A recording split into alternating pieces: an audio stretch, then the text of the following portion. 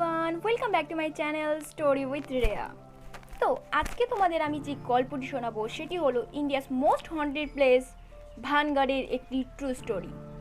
আর এই ভানগড় রাজস্থানে অবস্থিত। তবে শুরু করা যাক।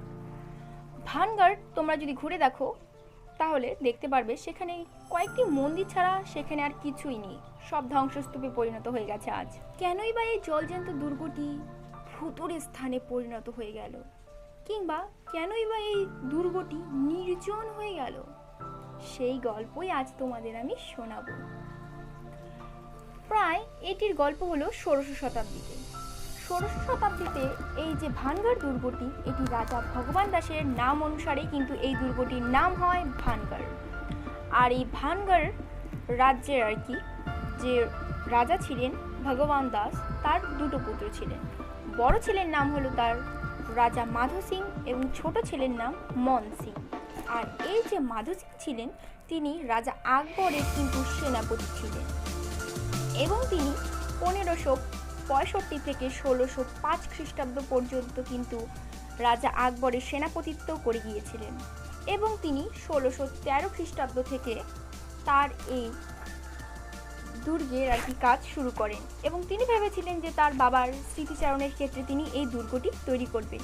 সবই ঠিক আছে, এবং তিনি যখন এই দুর্গটি তৈরি করতে চান তখন তার সাথে দেখা হয় এক সাধু, এবং সেই সাধুর নাম হলো সাধু বালিনাথ। এবং বালিনাথ তাকে কিন্তু বলেছিল, তুমি দুর্গ তৈরি করো, তাতে আমার কোনো আপত্তি নেই, কিন্তু তুমি এই দুর্গের দেওয়াল এতটাই উঁচু করো না যাতে আমার কুটিরে তোমার দুর্গের ছায়া পড়ে এবং মানে রৌদ্রের আলো পড়তে সেখানে আমার অসুবিধা হয়। এই বলে কিন্তু সাধু সেখান থেকে চলে যায়। কিন্তু মাধো সিং কিন্তু এখানে সেই সাধুর কোনো কথা পাত্তা দেয়নি এবং পাত্তা না দিয়ে সে তখনকার ইঞ্জিনিয়ার দিয়ে সেই দুর্গটি তৈরি করে। এবং দুর্গটি যখন তৈরি হয়, দুর্গটি দেখতে খুবই সুন্দর হয়, কিন্তু দুর্গটির উচ্চতা এতটাই ছিল যে সেই সাধুর কুটিরে কিন্তু ছায়া পড়ত এবং রৌদ্রের আলো সেই সাধুর কুটিরে কিন্তু পৌঁছতে পারত না। এবং সাধু সেটা দেখে প্রচণ্ড পরিমাণে রেগে যায় এবং সে যায় সেই মাধো সিংয়ের কাছে এবং তাকে গিয়ে বলে, তুমি আমার কথা শোনোনি, আজ তোমাকে আমি অভিশাপ দিলাম, তোমার এই দুর্গ থাকবে না, তোমার এই দুর্গ ধ্বংস হয়ে যাবে। এবং এই কথা বলার পরে সাধু কিন্তু সেখান থেকে খুব রাগের মাথায় চলে যায় এবং কিছুদিনের মধ্যে সত্যি দেখা যায় যে সেই দুর্গটি কিন্তু ভেঙে চুরমার হয়ে যায়, কোনো কিছুই কিন্তু সেখানে আর থাকে না। কিন্তু এই দুর্গ ভাঙার পেছনে কিন্তু কিংবা এই দুর্গে ভুতুড়ে স্থান হয়ে ওঠার পেছনে কিন্তু আরও একটি কারণ আছে এবং সেই কারণটি তোমাদের বলছি। তো এই যে মাধো সিং ছিল, এই মাধো সিং রাজত্ব করে গেছিল। রাজত্ব করার পরে তার যে পুত্র ছত্তর সিং, তিনি এই সিংহাসনে মাধো সিংয়ের পরে আর কি বসেন এবং এই ছত্তর সিংয়ের কিন্তু একটি মাত্র পুত্র এবং দুটি কন্যা সন্তান ছিল। তার বড় পুত্রের নাম হলো রাজা প্রতাপ সিং এবং তার মেজ কন্যার নাম হলো রানী রত্নাবতী এবং ছোট কন্যার নাম রানী পুষ্পাবতী। কিন্তু আমরা এখানে রানী পুষ্পাবতীর কিন্তু কোনো আলোচনা খুঁজে পাই না। তবে দেখা যায় যে এই যে রাজার যে ছেলে প্রতাপ সিং, তিনি যখন 10 বছর বয়সে পা রাখেন তখনই কিন্তু তার পা পিছলে শুকনো কুয়োর মধ্যে তিনি পড়ে যান এবং পড়ে যাওয়ার পরে তিনি কিন্তু পাগল হয়ে যান। তার মানে কোনো পাগল ছেলে কিন্তু কখনো রাজত্ব করতে পারবে না, কিন্তু সেই জন্য প্রতাপ সিং কিন্তু রাজত্ব করতে পারেননি। তবে ছিল তার মেজ মেয়ে রানী রত্নাবতী।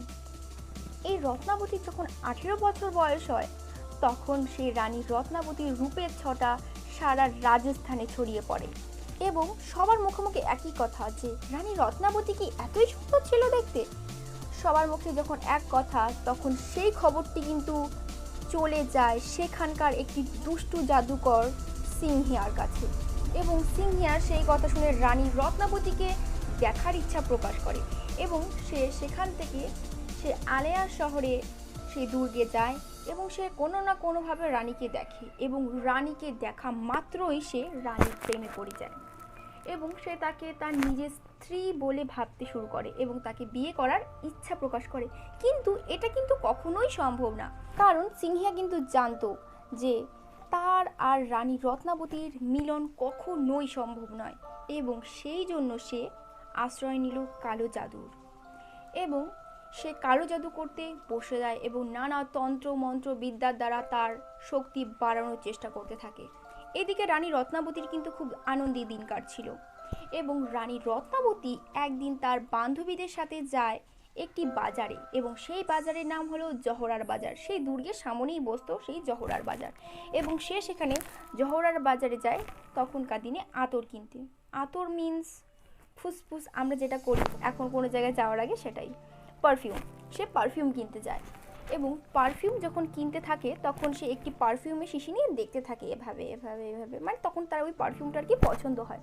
কিন্তু দূর থেকে কিন্তু সেই সিংহিয়া তাকে দেখে, রানীকে লক্ষ্য করে যে রানী বুঝি ওই পারফিউমটাই কিনবে এবং সে তখন কি করে, সেই দূরের থেকে তার কালো জাদু ওই পারফিউমের শিশিতে কিন্তু দিয়ে দেয় এবং এই কথাটি বুঝতে পেরে যায় রানীর এক সহচর এবং সে রানীকে সব কথা মানে খুলে বলে আর কি এই সিংহিয়ার ব্যাপারে এবং বলার পরে রানী প্রচণ্ড রেগে যায় এবং রেগে যাওয়ার পরে সে দুর্গে যায় এবং দুর্গে গিয়ে সে সেই মানে পারফিউমের যে শিশিটা সেটা নিয়ে এসে ছুঁড়ে মারে এবং একটি বড় গোল পাথরে এবং যখন সে পারফিউমের শিশিটা ছুঁড়ে মারে তখন সেই মানে সিংহিয়া যে কালো জাদু করেছিল সেটার কিন্তু উল্টো কাজ করা শুরু করে দেয় এবং রানীকে কিন্তু সে কোনোভাবেই তার প্রেমের জালে ফাঁসাতে পারে না কিংবা বশ করতে কিন্তু পারে না এবং রানী রেগে গিয়ে তার দাসদের খবর দেয় যে যাও সিংহিয়াকে ধরে নিয়ে এসো এবং তার দাসরা যায় গিয়ে সিংহিয়াকে ধরে নিয়ে আসে এবং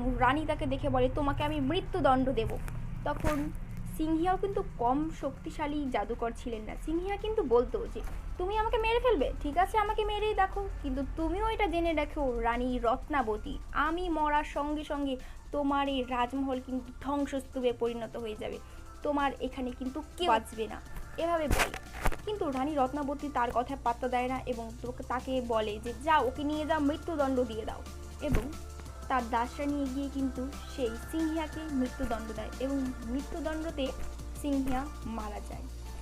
মারা যাওয়ার সাথে সাথে কিন্তু সেই দুর্গ ধ্বংস হয়ে যায় এবং চুরমার হয়ে যায় ভেঙে, সেখানে কেউ বাঁচে না, একদম মানে সেই পুরনো একটি হাভেলিতে পরিণত হয়ে যায়। পাশের গ্রাম থেকে যখন মানুষজন দেখতে আসে যে কী হলো ওই গ্রামে, তখন যখন আসে তখন কিন্তু একটি মানুষের চিহ্ন পর্যন্ত সেই জায়গাতে ছিল না এবং দেখে মনে হচ্ছিল যে সেই সুজলা সুফলা একটি দুর্গ হঠাৎ করে কী এমন হয়ে গেল যার জন্য একদম ধ্বংসস্তূপে পরিণত হয়ে গেল, একটি কোনো মানুষের চিহ্ন মাত্র সেখানে কিন্তু ছিল না। সেখানে মানুষরা কিন্তু দেখে কিন্তু এটাই ভাবছিল যে কাল এত রাজ্যটা এত সুন্দর ছিল, আজ কি করে এটি একটি ভুতুড়ে খান্ডারে পরিণত হয়ে গেল। একদম এখানে দেখে বোঝা যাচ্ছিল যে সেখানে কালো ছায়া বিরাজমান এবং তারা সেখান থেকে চলে যায় এবং সেখানে কিন্তু আর কেউ কোনো দিন বসতি স্থাপন করেনি, কারণ তারা সেখানে যেতেই ভয় পেত এবং কিছুদিন পর গভর্নমেন্ট অফ ইন্ডিয়া থেকে কিন্তু সেখানে একটি সাইনবোর্ডও টাঙিয়ে দেওয়া হয় যে এখানে রাত্রি 6টার পরে যাওয়া নিষিদ্ধ। গভর্নমেন্ট অফ ইন্ডিয়া থেকে কিন্তু সেখানে কিছু টিমকেও পাঠানো হয়েছিল যাতে তারা সেখানে গিয়ে রিসার্চ করতে পারে এবং সেখানে রিসার্চ করে দেখা গেছে যে সেখানে পজিটিভ এনার্জি থেকে কিন্তু সেখানে নেগেটিভ এনার্জি খুব বেশি এবং বিশেষ করে রানী রত্নাবতী যে ঘরে থাকতেন সেই ঘরে কিন্তু নেগেটিভ এনার্জি আরও বেশি করে পাওয়া গেছিল। সেই টিমরা যখন পাশের গ্রামে গিয়েছিল জিজ্ঞাসাবাদ করতে তখন সেখানকার লোকেরা বলেছিল যে প্রত্যেক অমাবস্যার রাতে নাকি আজও সিংহিয়া কিন্তু রানী রত্নাবতীকে পাওয়ার চেষ্টা করে এবং সেখানে নাকি অনেকে দেখেছে যে কেউ একজন পারফিউমের শিশি হাতে নিয়ে মুকুট পরে দৌড়ে যাচ্ছে। সেটি প্রত্যেক অমাবস্যার রাতে কিন্তু সেখানকার স্থানীয় বাসিন্দারা কিন্তু আজও একটি অদ্ভুত ধরনের গন্ধ বুঝতে পায়, তাদের নাকে আসে এবং তারা তখনই ভাবে যে রানী রত্নাবতী হয়তো সেই পারফিউমের শিশি নিয়ে ছুটে বেড়াচ্ছে তার অতৃপ্ত আত্মার শান্তির জন্য।